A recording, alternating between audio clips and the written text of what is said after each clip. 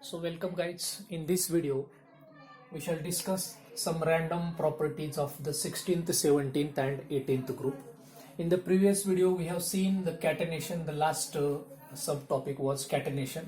Sulfur show the catenation ability and the major effect, that is inert pair effect. आपण पाहिला inert pair effect मध्ये sulfur, selenium, these are showing +6 oxidation state, but below selenium, tellurium, polonium, these are showing +4.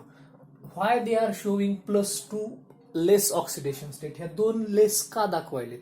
तर त्याचं कारण आहे in these the S orbital. मी सांगितलं inert pair effect मध्ये S orbital is not involving, कारण S orbital मध्ये असल्यामुळं आणि ह्यांचा न्यूक्लिअर चार्ज वाढल्यामुळं, because of the increasing nuclear charge, because of the increasing number of electrons, number of protons, nuclear charge वाढला आणि न्यूक्लिअर चार्ज वाढल्यामुळं मधले इन्नर म्हणजे जे जनरल इलेक्ट्रॉनिक कॉन्फिगरेशन आहे काय आहे, NS2 NP4.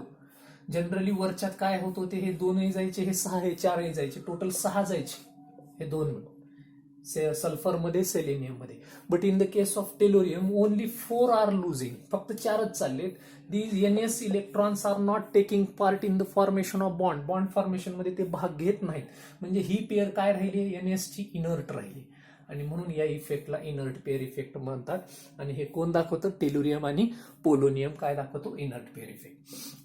Now the next one is physical properties of some 16th, 17th and 18th group. Generally the oxygen, it is gas. Sulfur, generally it is also gas, and in the form of the another selenium, tellurium, generally all these are in the form of all these are in the form of solids. Next, oxygen is diatomic, others are polyatomic. सगळे जे आहेत बाकीचे ते कसे आहेत, generally they are पॉलिएटॉमिक. पॉलिएटॉमिक म्हणजे sulphur जर बघितला it can form S8, selenium also form Se4, S8, S6, म्हणजे दीज आर पॉलिएटॉमिक. ऑक्सिजन फक्त diatomic, in some cases it is triatomic. So this is about the physical properties of generally the polonium. This is only the metal. Selenium, tellurium, these are metalloid. कालच सांगितलं मी, these two are metalloid. Sulfur, it is non-metal. Oxygen, it is also non-metal. तर oxygen, sulphur, non metal हे दोन metalloid. काही books मध्ये selenium हा metal मध्ये, non metal मध्ये टाकलाय, काही मध्ये मेटल, काही मेटलॉइड मध्ये टाकलाय.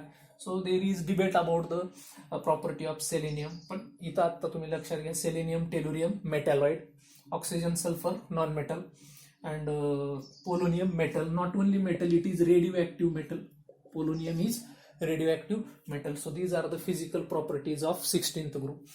Next 17th मध्ये अगोदर फिजिकल प्रॉपर्टीज कडे जाण्याच्या अगोदर आपल्याला बघायची आहे oxidising property. Generally what happens, this fluorine oxidising property कुणाला म्हणायचं, oxidising agent. You know oxidising agent, whom to call oxidising agent, जो दुसऱ्याचं ऑक्सिडेशन करतो.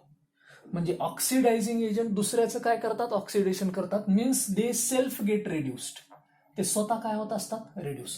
सेल्फ रेड्यूस म्हणजे स्वतः इलेक्ट्रॉन घ्यायलेत म्हणजेच रेड्यूस व्हायलेत, म्हणजेच दुसऱ्याकडून इलेक्ट्रॉन घ्यायलेत. दुसऱ्याकडून इलेक्ट्रॉन घ्यायलेत म्हणजे दुसऱ्याला काय करायलेत, ते ऑक्सिडाइज करायलेत. Others get oxidised and self get reduced. Such agents are called oxidizing agent. आता इथं fluorine has a strong oxidizing power. It can accept the electron from its lower member. Fluorine काय करतो, त्याच्या लोअर मेंबर मधले electron घेतो आणि स्वतः बनतो हे बघा मायनस. स्वतःची ऑक्सिडेशन स्टेट त्यानं मायनस करून घेतली, जी न्यूट्रल होती, आणि हा झाला Cl2. Cl काय करतो, Cl2 reduce its lower member. Cl2 च्या खाली कोण आहे, Br-. It loses to form 2Cl minus plus Br2. बघा, ह्यानं ह्याचे मायनस इलेक्ट्रॉन स्वतःकडे घेतले, क्लोरीननं स्वतः मायनस बनला, म्हणजे दुसऱ्याचे इलेक्ट्रॉन स्वतः घेऊन स्वतः रेड्यूस होणे. Self get reduced and other get oxidise. Such power is called oxidising power. And oxidising power मध्ये fluorine has most oxidising power, then chlorine, then bromine, then iodine. But fluorine is violently reactive, it can't be react with solution. Solution बरोबर फ्लोरीनच्या reaction explosive आहेत, आपण मागे चर्चा केल्या. So that is the oxidising power of 17th group element, fluorine, chlorine, bromine, iodine. In this way that power decreases. Next आहे bond dissociation energy. Bond dissociation म्हणजे bond तोडण्यासाठी लागणारी एनर्जी. आणि बॉन्ड तोडण्यासाठी लागणारी energy, C this is the order of bond dissociation energy. See the instead of fluorine, the most bond dissociation energy is required for breaking Cl-Cl bond. सगळ्यात जास्त bond तोडण्यासाठी कोणाला ऊर्जा लागते? क्लोरीन. क्लोरीन बॉन्ड तोडायला it has 242, I think it has 158 kilojoule per mole, it has 192 kilojoule per mole, and it has 151 kilojoule.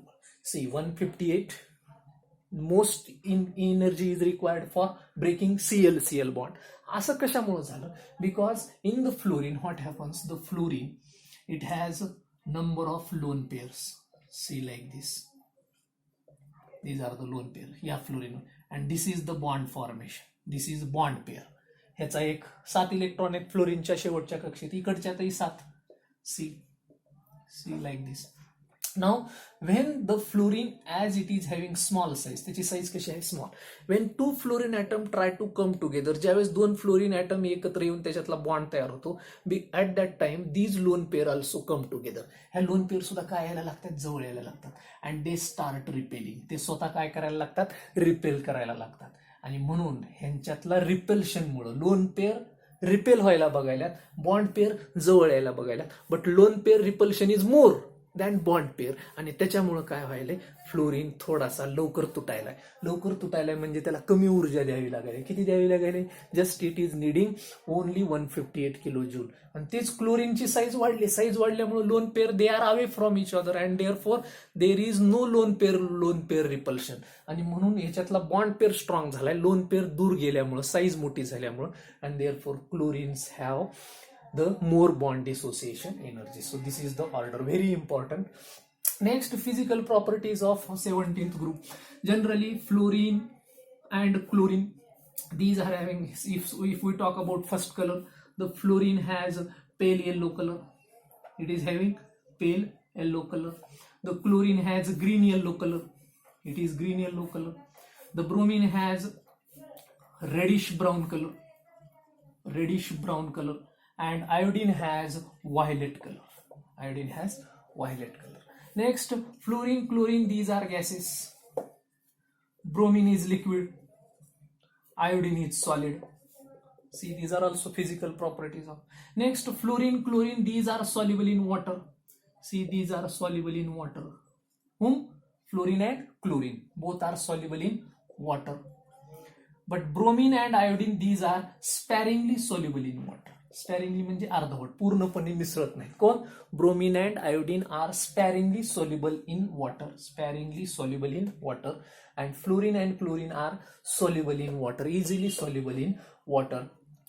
Next, the colour, just remember, pale yellow, fluorine, chlorine, bromine reddish brown, iodine violet.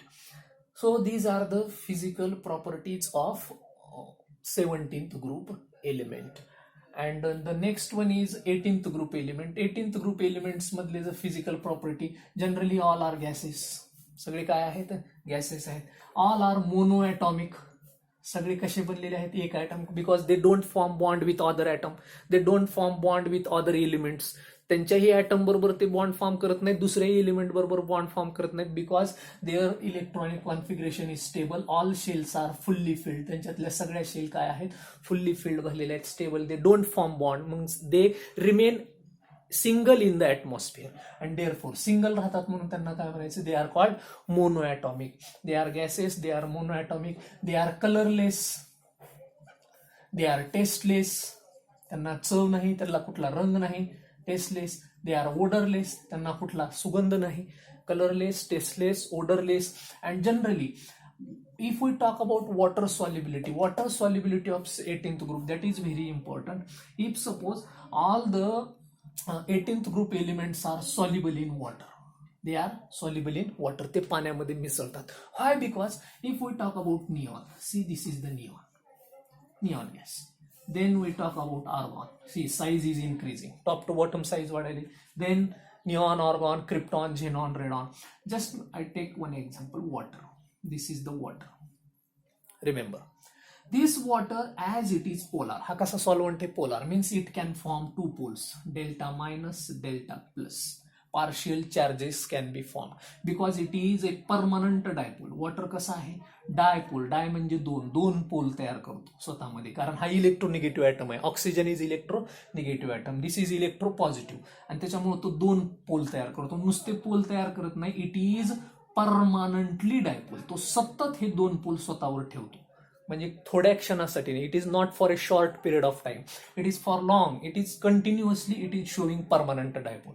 आता लक्षात घ्या, कुठलाही dipole एखाद्या neutral, आता हे कसा molecule आहे? Neutral. ह्यांच्यावर आणखी कुठलाच चार्ज नाही. This is neutral molecule. When a permanent dipole is kept near to neutral molecule, ज्यावेळेस हा डायपोल एखाद्या न्यूट्रल मॉलिक्यूल जवळ ठेवल्यानंतर, this is permanent dipole, this is neutral molecule, neutral atom, sorry, neutral monoatomic atom. This neutral monoatomic atom when it comes in the vicinity of dipole, ज्यावेळेस हा या डायपोलच्या जवळ येतो, हा डायपोल याच्यावर सुद्धा चार्ज तयार करायला लागतो.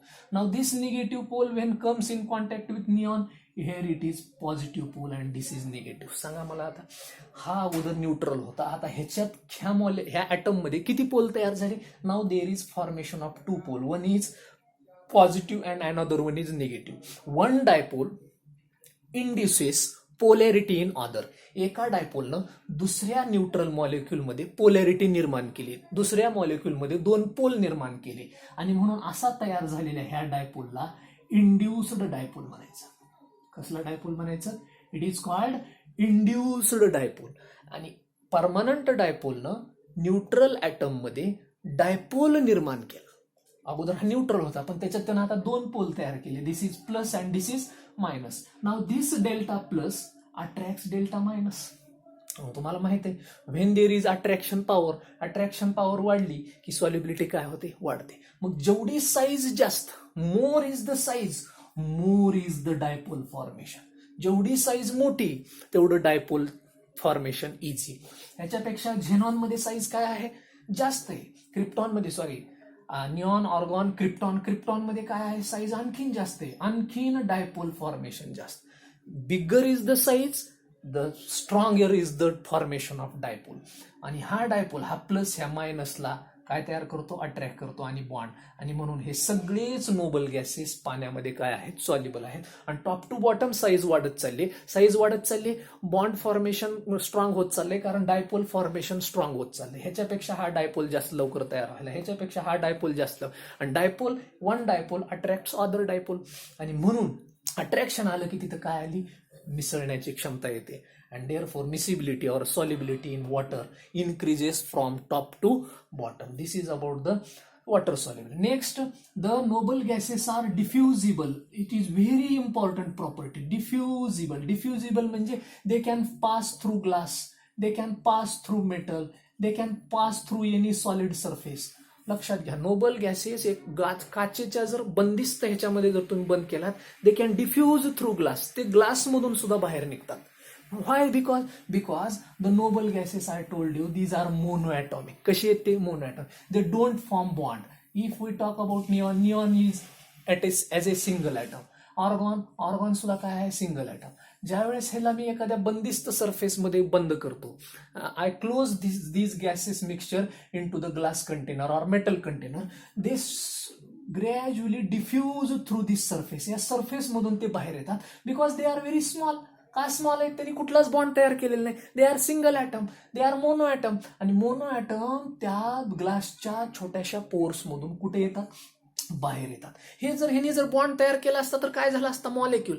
And molecule is bigger in size, and bigger molecule size ह्या ग्लास मधून डिफ्यूज होऊ शकली नसती. But because of the monoatomic nature, they can diffuse through glass surface, metal surface. So these are the certain important physical properties of noble gases. And MPBP, we talked about MPBP, पण लक्षात ठेवा 16व्या 17व्या पेक्षा MP आणि BP melting point आणि boiling point हा यांचा काय आहे, लो आहे. कुणाचा, 18th ग्रुप एलिमेंटचा melting point boiling point in comparison with 16 and 17 it is low. 18th group एलिमेंटचा melting point boiling point low आहे because of the monoatomic nature. There is only one force, सांगितलंय मी प्रत्येक वेळेस, van der Waals force, एकच force आहे. पण बाकीचे काय तयार करतात, वॉन्डरवॉल फोर्स पण आहे, अदर आयनिक बॉन्ड्स आहेत, कोव्हॅलंट बॉन्ड आहेत, आणि त्यांच्यामुळं त्यांना वितळवायला आणि उकळवायला जास्त वेळ लागतो. पण 18th ग्रुपमध्ये melting point boiling point low काय आहे, they are only monoatomic, there is only weak force, कोणता, वॉन्डरवॉल, आणि तो तोडायला जास्त वेळ लागत नाही. And because of the only van der Waal force they can be breakable, the bonds can be breakable, and therefore they have low MP and BP. आणि त्याच्यात जर बघायचं झालं, helium is the having lowest boiling point. बघा हेलियमचा आतापर्यंतच्या non आपल्याला माहिती असलेल्या पदार्थामध्ये सगळ्यात जास्त जर लो बॉइलिंग पॉइंट कुणाचा आहे, हेलियमचा आहे. नोन मॉलिक्यूल किंवा नोन सबस्टन्स आपल्याला माहिती असलेल्या सबस्टन्स मधला helium is having non low boiling point of 4.2 kelvin. किती लहान, किती छोटा, मीन्स 269 डिग्री, -269 डिग्री सेल्सिअस, जवळपास -268.5 डिग्री सेल्सिअस, इतका लहान, मायनसमध्ये बॉइलिंग पॉइंट, तो मायनसमध्येच उकळायला लागतो. And therefore all these are the physical properties of 16th, 17th and 18th group. The remaining very important bit, that is anomalous behavior of oxygen and fluorine, that we shall see in the next video. There are also some important allotropes. Oxygen shows near about 9 allotrope. Oxygenला किती allotropes आहेत, 9. सल्फरला 20 allotropes आहेत, सेलेनियमला 5 allotropes आहेत. तर ते allotropy काय आहे, allotropyचा concept काय आहे, that we shall see in the next video.